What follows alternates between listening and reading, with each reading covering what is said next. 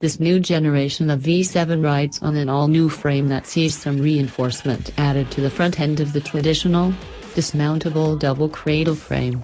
Steel tubing members make up the detachable double-cradle structure with a 46-54 weight split that keeps the front end light and responsive.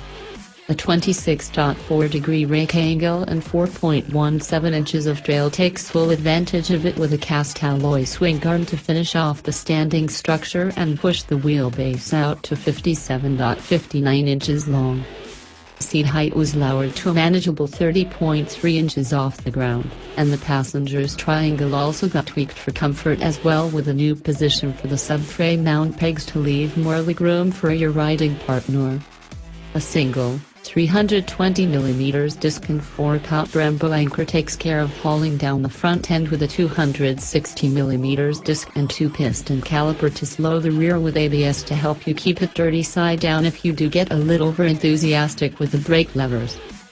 The V7 3 special rolls for a wallet-friendly $8,990. Blue Zafiro, Blue, and Nero in Castro, Black, are the available colors this year, and while the former comes with nice silver and orange stripes, the latter sports green and white for a fetching contrast against the base coat.